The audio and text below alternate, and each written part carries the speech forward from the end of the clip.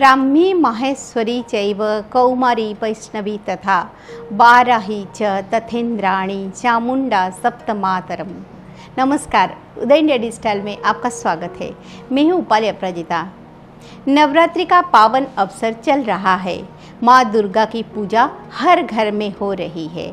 इस मौके पर अपने खास कार्यक्रम भारतीय चेतना में मैं आपको भगवती के अलग अलग स्वरूपों की कथा सुना रही हूँ। आज मैं आपको देवी के कुछ ऐसे स्वरूपों के बारे में बताने वाली हूँ जो कि इतनी वात्सल्य भाव से भरी हुई है कि वो तुरंत प्रसन्न हो जाती है। विशेष तौर पर बच्चों पर उनका प्रेम बहुत ज़्यादा रहता है।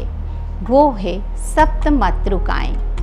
इनका पूजन भारत के हर कोने में होता है। आपने गांव या शहरों की सीमा पर चौतरे पर स्थापित गोल पिंडियाँ देखी होगी। ये उन्हीं सप्त मातृकाओं का प्रतीक है जो कि मनुष्यों की रक्षा के लिए सदैव तत्पर रहती है। ये पिंडियाँ संख्या में 8 होती है, जिसमें से पहले पिंडी वीरभद्र या भैरव की है। इसके बाद 7 मातृशक्तियों का क्रमशः इंद्राणी, कौमारी, पाराही, ब्रह्माणी, वैष्णवी, माहेश्वरी और चामुंडा के रूप में होती है। कई बार चामुंडा की जगह नारसिंह का पूजन किया जाता है। वास्तव में दोनों एक ही है। साल 2019 में दक्षिण भारत में सबसे पुराने संस्कृत शिलालेख की खोज की गई थी। इस शिलालेख में उस समय के राजा द्वारा सप्त मातृका मंदिर बनाने का आदेश दिया गया था। सप्त मातृकाओं की पूजा आदि काल से भारत में होती है। यहाँ तक कि हड़प्पा काल में भी सप्त मातृकाओं से जुड़े चिन्ह प्राप्त होते हैं। उनके उद्भव की कथा मार्कंडेय पुराण में प्राप्त होती है। जब शुंभ निशुंभ असुरों के आतंक से तीनों लोकों में हाहाकार मच गया था, तब जगत जननी आदि शक्ति से शुंभ निशुंभ असुरों का भीषण युद्ध हुआ। इस युद्ध में असुरों की सेना का संचालन रक्तबीज नामक राक्षस कर रहा था।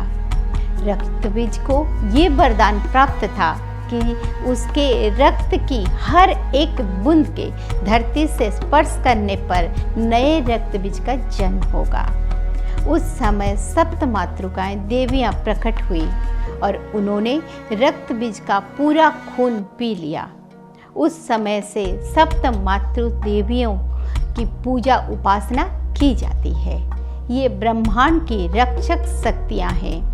अपने उग्र रूप में ये बेहद प्रचंड होती है, लेकिन सच्चे मन से प्रार्थना करने पर ये प्रसन्न भी बहुत जल्दी हो जाती है। बच्चों पर इनकी विशेष कृपा होती है।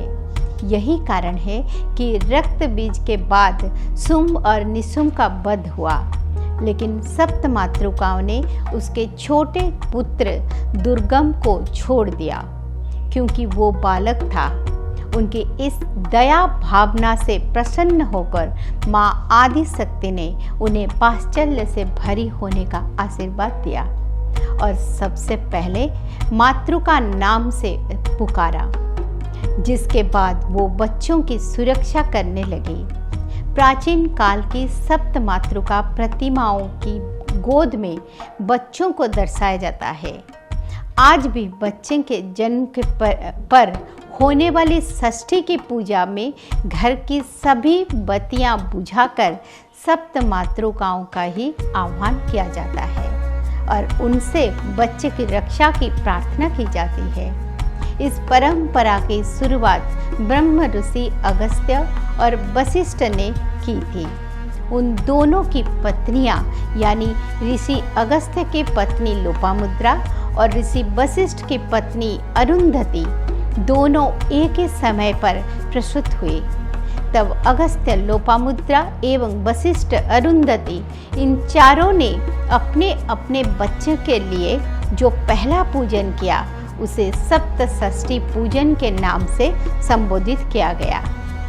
सप्त मातृकाओं के संबंध में इतिहास की एक बड़ी अहम कथा मिलती है जो कि मौर्य काल की है। जब आचार्य चाणक्य ने नंद वंश के विनाश की प्रतिज्ञा की, तो वो साधु का रूप धारण कर अत्याचारी नंद सम्राट धनानंद के नगर में गए। वहाँ उन्हें पता चला कि उस नगर की रक्षा सप्त मातृकाएं कर रहे हैं। तब महान कूटनीतिज्ञ चाणक्य ने नगर के लोगों को सप्त मातृ देवियों की मूर्तियां हटाने की सलाह दी।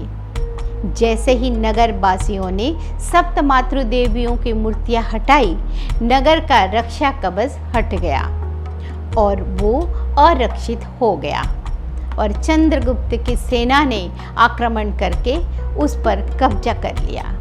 सप्त मातृकाओं का एकलौता मंदिर उड़ीसा के जाजपुर में है। यहाँ सप्त मातृकाएं विशाल प्रतिमा है जो कि बैतरणी नदी के किनारे स्थित है।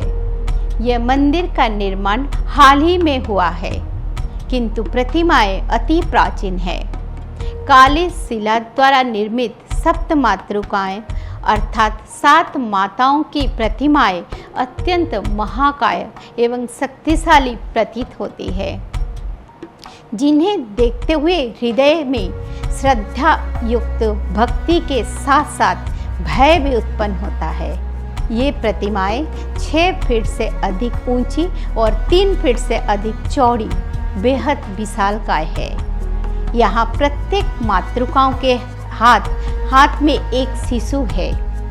पुजारियों के अनुसार किसी समय इस स्थान पर विशाल सप्त मातृकाएं मंदिर था, जिसे आक्रमणकारियों से ध्वस्त कर दिया, किंतु वे प्रतिमाएं को नुकसान नहीं पहुंचा सके। बाद के वर्षों में जाजपुर के प्रसिद्ध राजा जजाति केसरी ने इन प्रतिमाओं को नदी से बाहर निकालकर उनके लिए वहीं नदी किनारे एक छोटा सा मंदिर बनाया। उदय इंडिया डिजिटल पर मैं आपको इसी प्रकार जगदम्बा के अलग अलग स्वरूपों की कथा सुनाती रहूंगी। ओम नमः चंडिकाय।